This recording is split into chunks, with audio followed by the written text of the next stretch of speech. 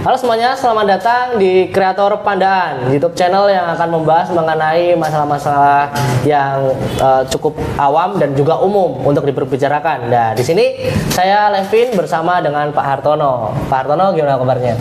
Alhamdulillah sehat. Nah, Pak Hartono ini adalah seorang direktur dari perusahaan outsourcing, teman-teman. Nah, kenapa saya atau tim kreator kita mengundang Pak Hartono kemari untuk menjelaskan kepada teman-teman semuanya mengenai apa itu outsourcing dan mencoba untuk menjelaskan dari stigma-stigma masyarakat yang ada. Mungkin dari teman-teman yang lain pernah berpikir atau sempat berpikir mengenai apa itu perusahaan outsourcing dan bagaimana cara kerjanya dan bagaimana kita mendapatkan keuntungan dari perusahaan outsourcing. Nah, kita akan bahas dengan singkat aja di sini dan sedetail mungkin nanti akan dijawab oleh Pak Hartono ya Pak ya. Jadi sekarang perusahaannya namanya apa Pak Hartono? Perusahaannya namanya PT Sukses Chandra Tribuna. PT Sukses Chandra Tritunggal itu berdiri tahun berapa ya Pak ya? Berdirinya sekitar tahun 2014. Tahun 2014 ya, udah cukup lama ya berarti ya Pak ya? Lama ya. Nah, ini ada pertanyaan yang bisa kita bahas ya Pak ya. Contohnya, apa itu outsourcing dan kenapa perusahaan menggunakannya Pak? Iya, jadi istilah outsourcing itu kan suatu bentuk pengelolaan jasa tenaga kerja. Jadi munculnya outsourcing itu kan karena ada beberapa kegiatan yang pada saat itu perusahaan sering terjadi unjuk rasa. Oh, begitu. Nah, jadi perusahaan sering terjadi unjuk rasa dan seterusnya itu sehingga perusahaan-perusahaan itu merasa tidak nyaman.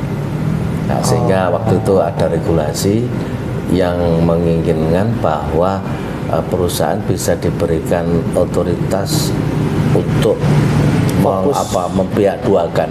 Jadi kegiatan itu bisa dipihak keduakan. Oh, begitu. Jadi outsourcing itu pihak kedua. Pihak kedua itu namanya vendor. Kalau perusahaan pemberi kerja namanya user ya. Sehingga user di sini dalam aktivitas ketenaga kerjaan diserahkan sama vendor atau pihak kedua. Sehingga mulai dari rekrutmen tenaga kerja, terus kemudian terkait dengan kinerjanya juga, terkait dengan disiplin kerja dan sebagainya itu pihak kedua atau pihak outsourcing. Sehingga perusahaan pemberi kerja itu merasa terbantu. Artinya di dalam pengelolaan tenaga kerja itu diserahkan oleh vendor. Jadi mulai dari rekrutmen sampai tadi menerima karyawan sampai dengan pelaksanaannya tentunya pada saat mengelola tenaga kerja itu yang sesuai dengan yang disepakati daripada perusahaan pemberi kerja. Misalnya saya membutuhkan tenaga untuk bagian produksi di bidang misalnya gosok, sanding misalnya, bagian assembling misalnya, lah itu nanti outsourcing akan menyiapkan kira-kira menyiapkan materi-materi apa yang nanti pada saat kita merekrut tenaga kerja, pertanyaan-pertanyaan apa. Kemudian setelah itu nanti terjadi, tentunya nanti dengan perusahaan pemberi kerja yang sudah mempercayakan kepada outsourcing, tentunya gaji yang disepakati itu nanti perusahaan pemberi kerja tadi ada semacam RAB ya, rencana anggaran biaya yang disepakati oleh pihak vendor itu. Tentunya berapa gaji pokoknya, bagaimana BPJS tenaga kerjanya, bagaimana BPJS kesehatannya, terus bagaimana seragamnya, peralatannya, manajemen fee-nya, pajaknya itu ada jelas. Perhitungannya. Kenapa demikian? Karena kalau tidak ada semacam rincian tersebut, paling tidak itu nanti sebagai dasar apakah nanti perusahaan outsourcing atau vendor ini di dalam melakukan kegiatannya itu mengacu kepada RAB itu apa enggak. Kalau tidak mengacu RAB ya mungkin vendor user akan bisa memutus. Jadi tetap ada manfaatnya antara perusahaan dan juga karyawan ya Pak ya?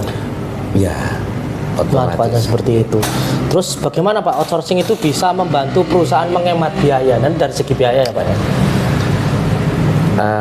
Kalau masalah menghemat biaya itu kan sebetulnya kebijakan daripada manajer produksi ya. Kalau outsourcing itu kan cuma diberi hak untuk mengelola tenaga kerja biar nggak terjadi kendala-kendala pada saat melakukan kegiatan. Kalau efisiensi itu tentunya bukan ranahnya outsourcing. Efisiensi itu kan terkait dengan biaya produksi. Iya, iya. Nah, biaya produksinya berapa, bisa menghasilkan produksi berapa, nah itu kan efisiensi. Oh, misalnya ini terlalu boros, nah itu bukan ranahnya outsourcing. Berarti itu tergantung dari pekerjanya ya Pak ya, Betul. bisa menghasilkan berapa begitu ya. Oh, Artinya kalau outsourcing ini hanya mengelola tenaga kerja, jasa tenaga kerja. Oke. Bagaimana daripada karyawan ini supaya kita di dalam proses penerimaannya itu tepat sesuai keinginan daripada pemberi kerja. Misalnya tadi bagian produksi, bagian kebersihan misalnya, ini bagaimana spesifikasinya.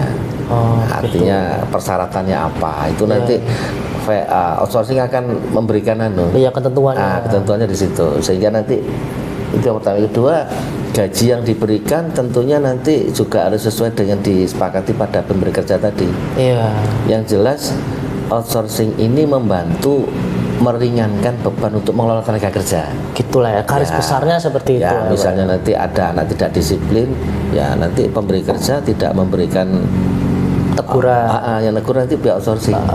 Itu sudah urusan outsourcing itu. Oh, jadi nanti keluhan dari perusahaan akan dijatuhkan ke pihak outsourcingnya ya Pak ya? Ya, betul. Seperti itu. Terus apa jenis pekerjaan yang biasanya di outsourcingkan Pak oleh perusahaan?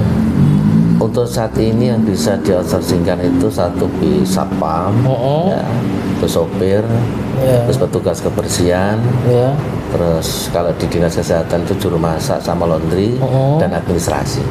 Yang basic-basic lah ya Pak. Ya, Nah, terus gimana Pak cara perusahaan ini dari sudut pandang perusahaannya ya Pak ya?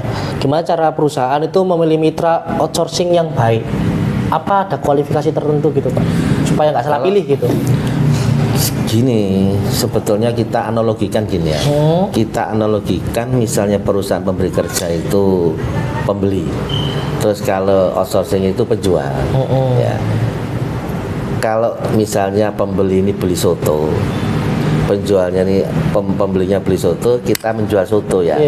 Ya bagaimana soto ini sudah sesuai keinginan yang beli tadi itu. Artinya nggak mungkin kita pembeli beli soto kita ngasihkan rawon. Oh ya, salah dong. Salah, sehingga analogi itu bisa kita pakai terkait dengan bahwa pelayanan itu sangat penting. Karena apa?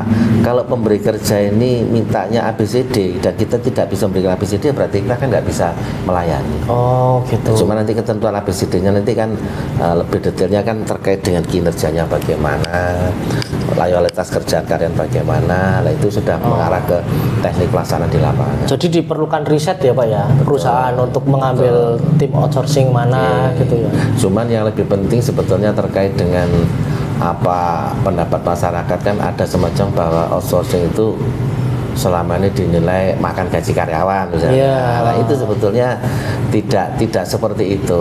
Itu masyarakat juga kurang paham sebetulnya. Tapi juga kadang-kadang memang ada perusahaan yang seperti itu. Ya oknumnya lah ya Pak ya. Oknumnya. Jadi mereka dalam menerima karyawan itu narik biaya 2 juta, 3 juta misalnya. Tapi tidak semua juga. Terus kemudian dalam pemberian fasilitas BPJS kesehatan itu kadang-kadang yang mestinya kalau kontrak dalam 1 tahun cuma diberikan 6 bulan. Jadi pihak outsourcing memanfaatkan daripada karyawan yang tidak mau kreatif untuk bertanya. Kalau karyawan kreatif untuk bertanya, Pak ini bagaimana fasilitasnya, BPJS tenaga kerjanya bagaimana, BPJS ketenaga kerjaannya, kesehatannya bagaimana. Kalau mereka sering tanya itu, jadi penting juga ya Pak buat calon karyawan itu ketika mau melamar di outsourcing harus mengerti produk outsourcing itu seperti apa agar mereka itu ya terhindar dari hal-hal yang mungkin nggak diinginkan gitu, atau ketidaktahuan mereka itu bisa ditambah lah mungkin dengan ilmu-ilmu yang mengenai outsourcing gitu. Biasanya itu kalau kita dalam menerima karyawan kan nanti pada saat sudah selesai kita adakan wawancara, sudah kita terima, nanti